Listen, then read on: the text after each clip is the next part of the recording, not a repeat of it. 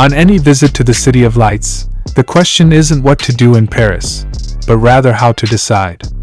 With more than 100 museums, countless historic landmarks, and 20 arrondissements brimming with restaurants, cafes, and boutiques, it's almost impossible to fit everything into your itinerary. Perhaps this is why the French capital is among the world's most visited cities.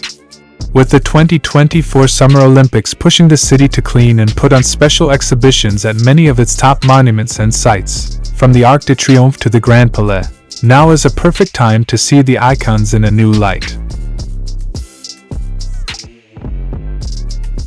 Discover the top 10 must-visit spots in Paris.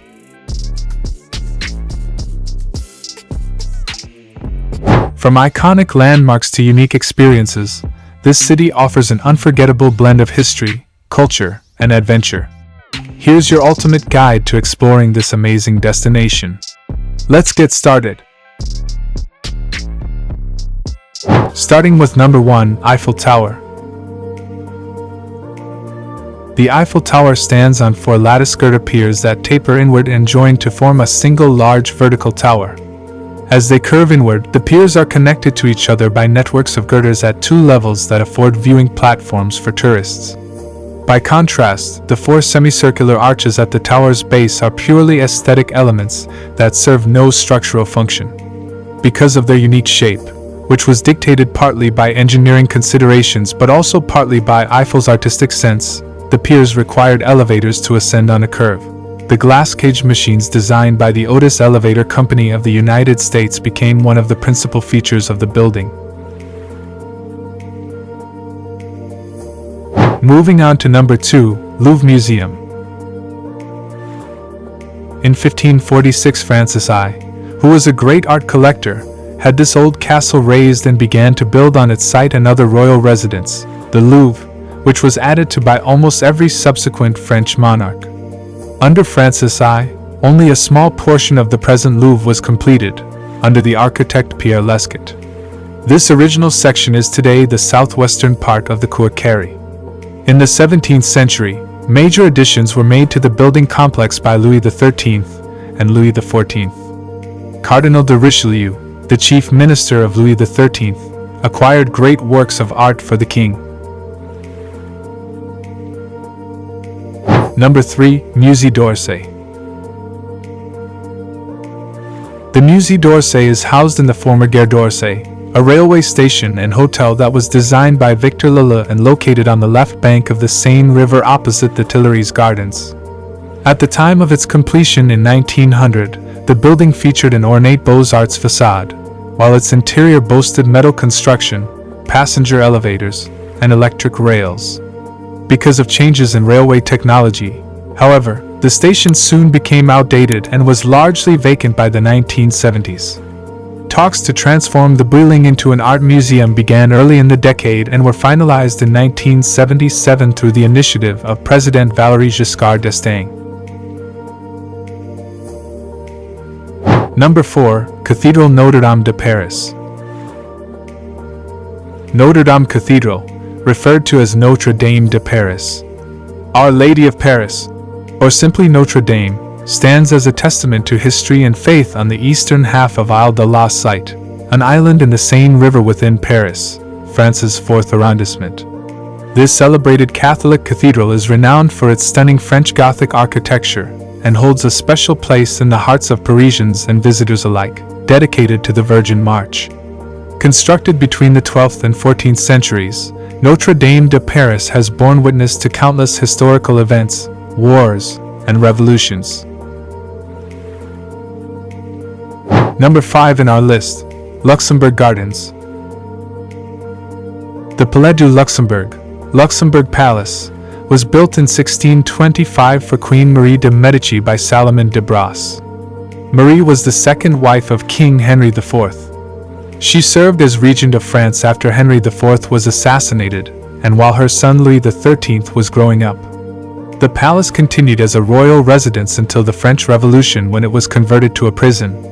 You may wonder how Luxembourg entered the picture.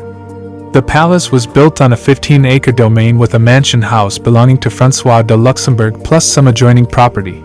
bringing the total to about 50 acres, its current size. The mansion became Petit Luxembourg and the palace, the Palais du Luxembourg, which Marie preferred to call the Palais Médicis. Number 6. Arc de Triomphe. Arc de Triomphe, massive triumphal arch in Paris, France, one of the world's best-known commemorative monuments.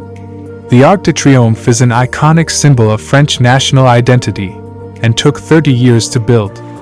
The Tour de France bicycle race ends near it each year, and the annual military parade marking July 14th, known both as French National Day and Bastille Day, begins its journey at the arch. It stands at the center of the Place Charles de Gaulle, formerly called the Place de l'Étoile, the western terminus of the Avenue de Champs-Élysées. Just over 1.2 miles, 2 kilometers, away, at the eastern terminus, is the Place de la Concorde. Number 7. Basilique du Sacre-Coeur de Montmartre. The Basilique du Sacre-Coeur in Montmartre, consecrated in 1919, is one of the most emblematic monuments in Paris. Situated at the top of the Montmartre hill, it offers one of the finest panoramic views of the capital, at an altitude of 130 meters. Built in the Romanesque Byzantine style, the basilica is recognizable by its white color. Inside, the ceiling is decorated with the largest mosaic in France, measuring 480 square meters. The crypt is also well worth a visit. And to get even higher, visitors can climb up to the dome, from which there is a magnificent 360 degrees view of Paris. Number 8. Palais Garnier.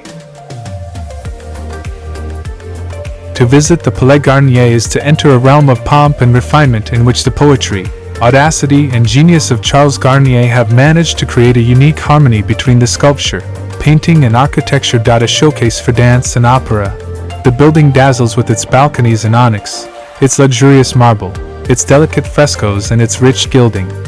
A real gem in the heart of Paris.